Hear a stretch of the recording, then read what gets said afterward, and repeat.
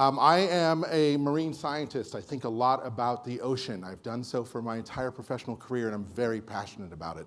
And I'm delighted to have the opportunity to stand here today and tell you a bit about the work that we have been doing over the last several years, and end with an invitation for some of you, maybe all of you, to join us in helping us better understand our ocean. So our world's ocean, ladies and gentlemen. It's the largest feature on the surface of our planet. Right? It takes up 2/3 of Earth's surface, and it is arguably the single most important feature that makes our planet habitable. The ocean governs the temperature of our planet. Half the oxygen you breathe comes from microbes that live in the in the ocean. Half. So every breath you take, literally half that oxygen comes from tiny little microscopic algae that you may have never given a thought about. The ocean provides 20% of humankind's nutrition, and the vast majority of commerce takes place upon the ocean, and all of our augmented reality ambitions and the like travels through fiber optic cables, not through satellites, but cables that are laid on the seafloor. So the ocean is not only important fundamentally for life on Earth, but it is actually an incredibly important part of humankind, both in terms of our nutritive needs, our health and our well-being, and frankly, in terms of our economy. So I want to challenge you for a moment here. I want you to, for just a second, close your eyes. Don't worry, there's no tricks. I'm not going to no squirt gun or anything, but close your eyes, and I want you to think of every amazing place you have ever been. A desert, maybe, a Grand Canyon, or a rainforest. Maybe you've been to a fantastic restaurant somewhere. I want to ask you a question. Is that representative of our planet? Are these beautiful places with which we're familiar, the forests and the like, is that really what Earth is about?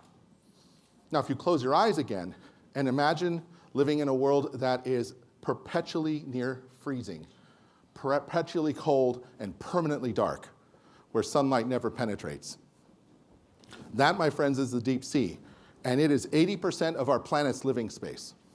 So everything else you imagined, every forest, desert, restaurant, mountaintop, is 20% of our planet's living space. And 80% of our planet's living space is deep, dark ocean that never sees the light of day.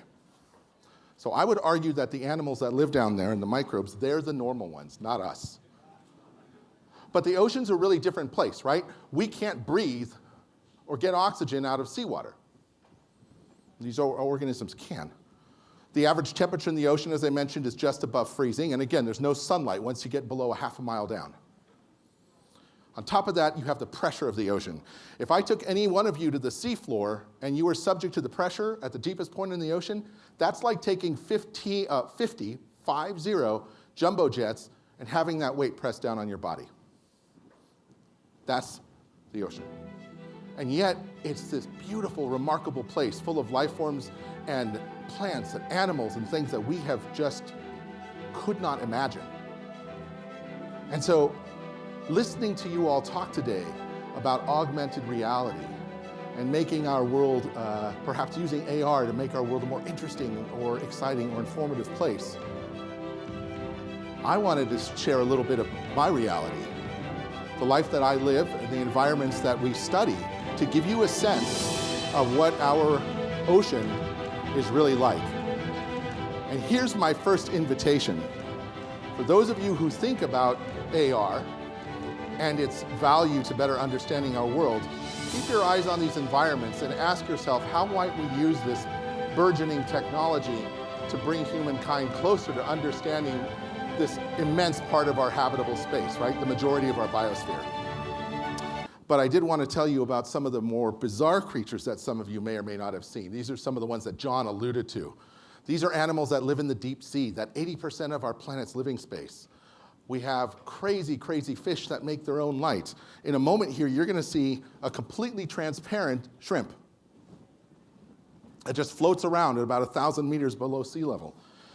And in just another second, you're going to see a fish that has a completely transparent skull.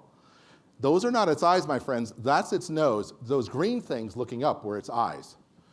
This is, the creatures that live down in the deep sea are unlike anything that we are familiar with as we walk around our world and experience this part of our biosphere. And in recent years, we have discovered entire ecosystems that we knew nothing about. In 1979, a group of scientists discovered the deep sea hydrothermal vents. How many of you are familiar with these? Outstanding, right? These are parts of our planet that don't directly depend on sunlight. And yet they have animals and microbes living there at the same density you see in rainforests. And that fundamentally changed the way we think about life, because this gave us the hope that maybe, just maybe, there were places around our solar system that have hydrothermal vents, it gave us hope that there are other places on other worlds that have ecosystems where we might find life that doesn't depend on sunlight. And as much as we know about the ocean, the reality is there's really a lot we don't know. We know that there's about 2 million marine animal species right now, and probably another 18 million that we don't know about. The microbes are almost innumerable. There's 10 to the 27th microbes in our world's ocean.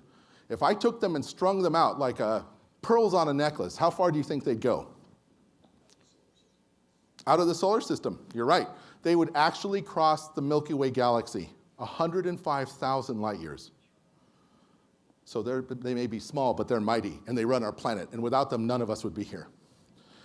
And so we, in recent years, have really begun thinking about how we better interact with our ocean. And this is the question and invitation I pose to you. How does AR help us better engage with this majority of our biosphere, right?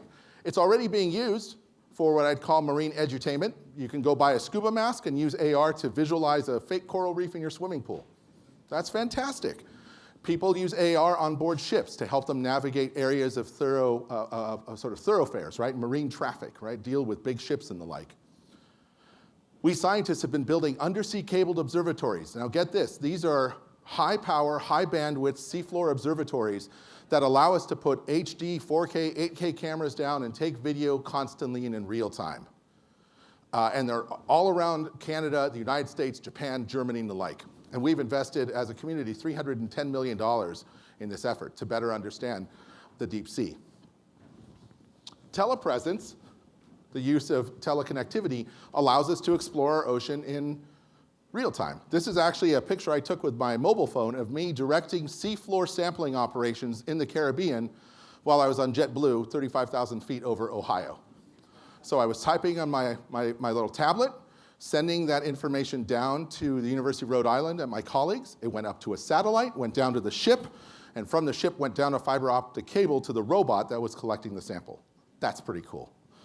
Now, despite all of this, the way that we interact with our data looks like this. And I can't help get past this idea that this beautiful, vast, and complex world is just ill-served by representing the data like this. And this is my plea and invitation to you all. Can AR help us get past that? And I believe it can, whether we're talking students or scientists. The opportunities to bring the data that we collect from the seafloor and to present it in a way that allows us to interact with it, not look at it passively, not watch an 8K video on a stream and have no engagement, but maybe there's a way we can use AR to do experiments or to test problems that we might not otherwise have the answers to. That's where you all come in. And I'm interested in working with any number of you to see if we can find ways to bring the deep sea to the surface for all to see and feel. Because this is a robot on the seafloor, and I think it would be amazing to give people this experience that you're about to see. Check her out. She's taken note of this little remote robot sub. Come on. Jaws Pshaw. This is the real stuff, ladies and gentlemen. And what was amazing is that they set this little autonomous submarine up so that it could withstand the jaw bites. And they figured out, actually, if they make certain noises, that the sharks come after them, day or night. Now, this is down at depth where the scientists thought, nah, no shark is going to come sneak up on us. But they were wrong. So, With that, ladies and gentlemen, I want to thank you for your time and invite you to reach out to me.